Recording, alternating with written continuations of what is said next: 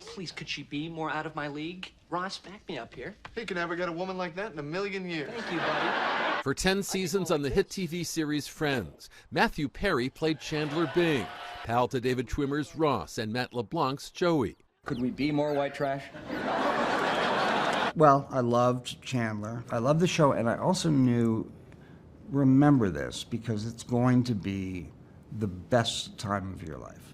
Perry's deft comic skills and fresh-faced appeal made him a fan favorite. I'm hopeless and awkward and desperate for love. Even as Chandler remained relationship challenged through much of the sitcom's run, a quality Friends producers knew Perry himself had. They took us all separately to lunch and said, "Tell us about you." And I said, "Well, I'm not an ugly guy, but I have a lot of trouble with women." And that's what Chandler became, you know. Hired for the show at 24, featured in all of the series' 236 episodes, Perry would shine even brighter after his character was coupled with Courtney Cox's Monica. I just want to be married again.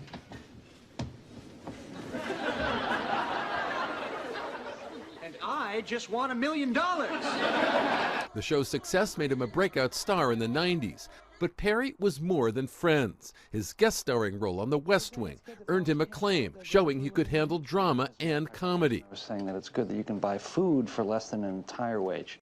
He'd find success on the big screen with The Whole Nine Yards.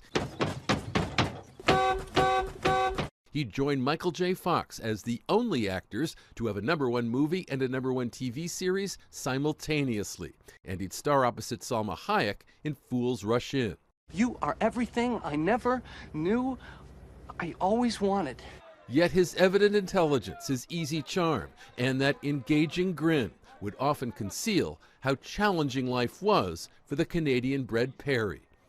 As he described last year in his best-selling memoir, Friends, Lovers, and the Big Terrible Thing, and in his landmark interview with Diane Sawyer, he'd live in the grip of addiction to alcohol and to such prescription drugs as the painkiller Vicodin, taking scores of pills each day. I guess the weirdest thing I did was on Sundays I would go to open houses and go to the bathrooms in the open house and see what pills they had in there and steal them. And I think they thought, well, there's no way that Chandler came in and stole from us. Perry describing to our George Stephanopoulos how he discovered his addiction. You didn't know? I didn't know. I was wondering, because I had to keep it a secret because I didn't understand really what was going on. But, you know, there were certain lines in the big book of Alcoholics Anonymous that made me more aware. For decades, addiction would put Perry through hell, leading to severe weight loss and more than a dozen surgeries. There'd be countless months in treatment as time and again he sought help.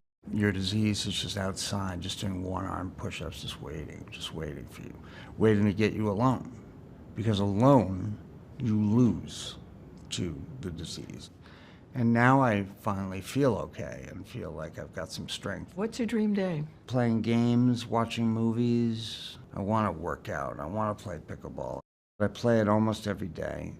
And that's why this tan is real and not fake. Matthew Perry was found dead Saturday afternoon at his Los Angeles home. He was 54. Those who worked alongside him and knew him sharing their grief on social media. Maggie Wheeler, a frequent face on Friends. What a loss. The world will miss you, Matthew Perry. I feel so very blessed by every creative moment we shared. Morgan Fairchild, who played Chandler's mother on Friends, posting on X, I'm heartbroken about the untimely death of my son, Matthew Perry. The loss of such a brilliant young actor is a shock. I'm sending love and condolences to his friends and family. Selma Blair, my oldest boyfriend. All of us loved Matthew Perry, and I did especially. Every day. I loved him unconditionally, and he me. And I'm broken-hearted. Sweet dreams, Maddie, sweet dreams. Truly beloved by his Hollywood peers as much as he was by Friends fans, Perry said that he told his story in all of its grim detail and personal devastation because he hoped that it might help others.